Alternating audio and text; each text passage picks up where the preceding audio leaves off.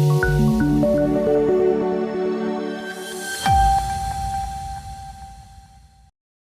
Shivshakti textile માર્કેટમાં આગના મામલે પ્રદેશ કોંગ્રેસ પ્રમુખ શક્તિસિંહ ગોહિલનું નિવેદન સામે આવ્યું. તેમણે કહ્યું કે સુરતની મુલાકાત સમયે વડાપ્રધાન થોડો સમય આગનો ભોગ બનેલ વેપારીઓ માટે કાઢે.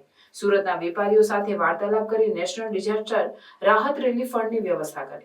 શિવશક્તિ ટેક્સટાઇલ માર્કેટની આગની ઘટનામાં ગુનાહિત બેદરકારી વેપારીઓને મોટું નુકસાન થયું હોવાથી સરકાર ઉદાર હાથે સહાય આપે. સુરતમાં ટેક્સટાઇલ માર્કેટ એટલે કે કપડાની દુકાનો આવેલી હોય એવી માર્કેટમાં શિવશક્તિ ટેક્સટાઇલ માર્કેટમાં એક ભયંકર આગ લાગવાના કારણે લગભગ સંપૂર્ણપણે બિલ્ડિંગ એમાં ભસ્મીભૂત થયું છે.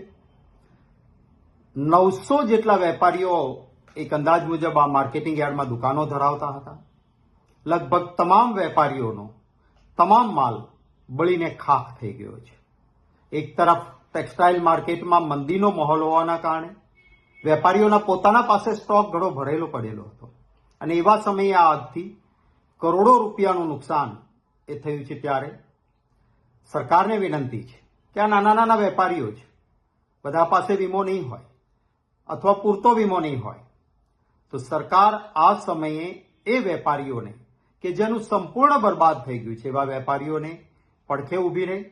આપણા કાયદાઓમાં જૂની પરંપરાઓમાં જોગવાઈઓ છે કે આવી જ્યારે આકસ્મિક નુકસાની ગુજરાતીઓને થતી હોય છે ત્યારે ઉદાર હાથે આપણે એને સહાય આપતા હોઈએ છીએ.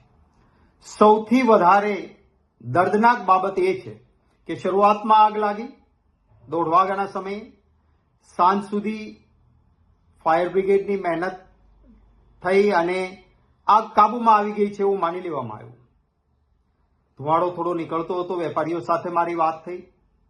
ખરા અર્થમાં પૂરી કાળજી લીધી હોત તો આટલી મુશ્કેલી જ ન થઈ હોત, પરંતુ આગ હવે કાબૂમાં આવી ગઈ છે એમ કરીને જતા રહ્યા, નિષ્કાળજી રાખી અને પરિણામે જે ધૂંધવાયેલી આગ હતી એ ફરી પ્રબળ જ્વાળાઓમાં ફાટી નીકળી અને પરિણામે આ એક ગુનાહિત બેદરકારીના કારણે આ ટેક્સટાઇલ માર્કેટના વેપારીઓને ખૂબ મોટા પાયે નુકસાન થયું છે.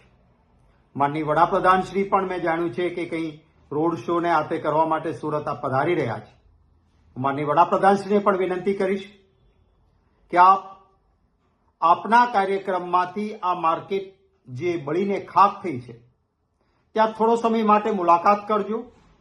આ વેપારીઓ સુરતના છે એમના સાથે વાર્તાલાપ કરજો અને નેશનલ ડિઝાસ્ટર જે રિલીફ ફંડ છે એમાંથી પણ આ વેપારીઓને રાહત મળે એ માટેની વ્યવસ્થા પ્રધાનમંત્રી શ્રી કરે એવી પણ હૃદયપૂર્વક વિનંતી કરું છું. સુરતમાં વારંવાર આવી ઘટનાઓ બને છે. ફાયર બ્રિગેડના તૈયારીઓ અને સાધનો ટાંચા ઉતરે છે. ભૂતકાળમાં આપણે જોયું હતું કે તક્ષશિલા વખતે સીડી પણ એટલી નહોતી કે ઉપરના માળ સુધી પહોંચી શકાય. આપણે આટલું મોટું આપણી આર્થિક રાજધાની જેવું સુરત શહેર, જ્યાં કરોડો રૂપિયા લોકો ટેક્સ ભરતા હોય, તેમની સલામતી માટે વ્યવસ્થા બરાબર ન થાય એ યોગ્ય નથી. ટેક્સટાઇલ ઉદ્યોગ વિદેશી હુંડિયામણ પણ કમાવી આપે છે અને આપણા અનેક લોકોને રોજગારી એમાંથી પ્રાપ્ત થાય છે. જે સુરતની પરિસ્થિતિ છે એમાં 29 મે 2014માં પુણા કુંભારિયા રોડ ઉપર ઓર્ચિડ ટાવરમાં આ જ રીતે ટેક્સટાઇલ માર્કેટમાં ભીષણ આગ લાગી હતી અને 3 દિવસ સુધી લોકોએ મુશ્કેલીનો સામનો કરીને સંપૂર્ણ ત્યારે નુકસાન ગયું હતું. ત્યારબાદ જાન્યુઆરી 2020માં સારોલી રોડ ઉપર પુણા કુંભારિયા ખાતે રઘુવીર સિલિયમ ટેક્સટાઇલ માર્કેટ એમાં આગ લાગી હતી અને આખું માર્કેટ બળીને ખાખ થયું હતું. એટલે આ પહેલી ઘટના નથી. શું આવી જ્યાં ટેક્સટાઇલની અથવા જ્વલનશીલ કાપડ કે બીજી વસ્તુઓ રહેતી હોય ત્યાં આગોતરું આયોજન આપણે ન કરવું જોઈએ.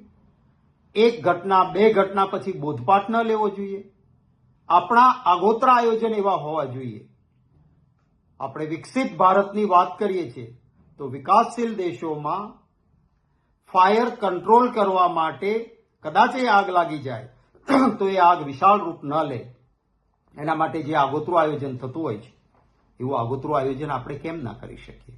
મને એક અધિકારીએ જ માહિતી આપી કે આવા પ્રકારના જ્યાં સિન્થેટિક કાપડ હોય એ ઝડપથી સળગી ઉઠે એવું કાપડ હોય ત્યારે પાણીનો મારો કરતી વખતે એમાં એક કેમિકલ એડ કરવું જોઈએ જેનાથી ફોમયુક્ત પાણી જાય, અને ફોમયુક્ત પાણી જાય તો આવા જ્વલનશીલ પદાર્થો હોય ત્યાં આગ ઝડપથી કાબૂમાં લઈ શકાય. ફોમયુક્ત પાણી છોડવા માટે પર્યાપ્ત માત્રામાં કેમિકલ પણ નહોતું, અને એના કારણે ફાયર બ્રિગેડના અધિકારીઓ કર્મચારીઓ જે જહેમત લેતા હતા એમાં પૂરતી વ્યવસ્થાનો અભાવ થયો. જે લિફ્ટ ક્રેન ઉપર પાણી પ્રવાહ પહોંચાડવા માટેની જે વ્યવસ્થાઓ હતી એમાં પણ કંઈક ને કંઈક પૂરતી વ્યવસ્થા નહોતી. હું વિનંતી કરીશ ગુજરાત સરકારને, ભારત સરકારને, બંને જગ્યાએ એક જ પક્ષની ભારતીય જનતા પાર્ટીની સરકાર છે કે આની અનદેખી ન કરવામાં આવે, પૂરતી રાહત આપવામાં આવે અને ભવિષ્યમાં આવી કોઈ ઘટના આપણા ગુજરાતમાં ન બને એના માટે પૂરતી તકેદારી રાખવામાં આવે. માનનીય મુખ્યમંત્રીશ્રીને અને માનનીય વડાપ્રધાનશ્રીને વિનંતી છે કે રાજકીય કાર્યક્રમો બીજું બધું ચાલ્યા કરતું હોય છે, પણ લોકો જ્યારે તકલીફમાં છે ત્યારે ત્યાં આગળ આપ તાત્કાલિક પહોંચીને રાહત મળે એ માટેની વ્યવસ્થા કરશો.